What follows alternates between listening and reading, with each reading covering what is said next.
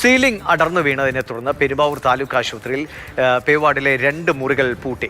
അതേസമയം സീലിംഗ് അടർന്നു വീണ സംഭവം ആശുപത്രി അധികൃതർ അറിയിച്ചിരുന്നില്ല എന്നാണ് പെരുമ്പാവൂർ നഗരസഭാ ചെയർമാൻ പോൾ പാത്തിക്കൽ ആരോപിക്കുന്നത്. 30 വർഷത്തിലധികം പഴക്കമുള്ള പേവാർഡിൽ 2020 അറ്റകുറ്റപ്പണി നടത്തിയിരുന്നു. കഴിഞ്ഞ തിങ്കളാഴ്ചയാണ് പെരുമ്പാവൂർ താലൂക്ക് ആശുപത്രിയിലെ പേവാർഡിൻ്റെ 2 മുറിയിലെ സീലിംഗ് അടർന്നു വീണത്.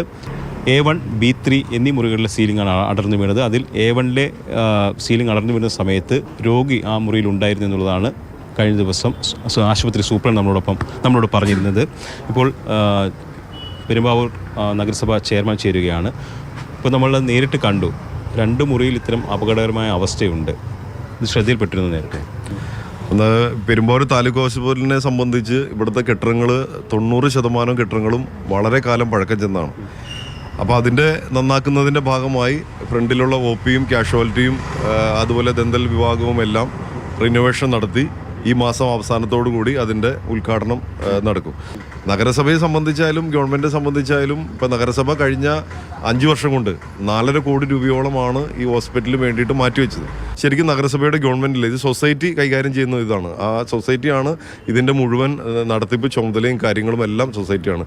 അത് നിരവധി തവണ ഈ സൊസൈറ്റിയുടെ അടുത്തും പറഞ്ഞത് കാലകാലങ്ങളായിട്ട് പെരുമ്പാവൂർ നഗരസഭ താലൂക്ക് ആശുപത്രിയിൽ മാത്രമല്ല എല്ലാ സ്ഥലങ്ങളിലും ഇങ്ങനെ സൊസൈറ്റിയുടെ കീഴിൽ ഇങ്ങനെ പ്രത്യേക ബിൽഡിംഗ് നിർമ്മിക്കുകയും അതിൽ നിന്ന് വരുന്ന പേയ്മെൻറ്റ് ഉൾപ്പെടെ ഈ സൊസൈറ്റിക്ക് ആണ് പോകുന്നത്.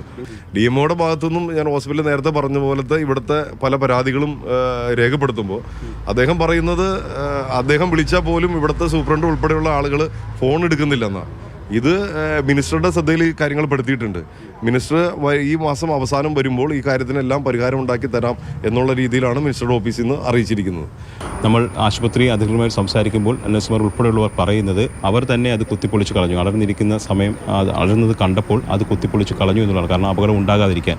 അതിനുശേഷം മുറി അടച്ചിട്ടു എന്നുള്ളതാണ്. 2 മുറികളാണ് നിലവിൽ അടച്ചിട്ടിരിക്കുന്നത്. ബാക്കി മുറികളിലൊക്കെ രോഗികളുണ്ട്. ഇനി ആ മുറികളിലും അത്തരം അപകടാവസ്ഥ ഉണ്ടോ എന്ന് പരിശോധിച്ച് അത്തരം അവസ്ഥകളില്ല എന്ന് ഉറപ്പാക്കേണ്ടത് ആശുപത്രിയുടെയും അതോടൊപ്പം നഗരസഭയുടെയും ഉത്തരവാദിത്തമാണ്. ഇക്കാര്യത്തിൽ ഇതൊരു സൊസൈറ്റിയാണ് ഇത് നടത്തുന്നത് എന്നുള്ളതാണ് പറയുന്നത്. ആ സൊസൈറ്റിക്കാരും ഇക്കാര്യത്തിൽ കൃത്യമായി ഇവിടെ നടത്തേണ്ടി വരണം. ജോയ്സിയാറിനൊപ്പം SR ഉൺശങ്കർ, മാതൃഭൂമി ന്യൂസ്, കൊച്ചി.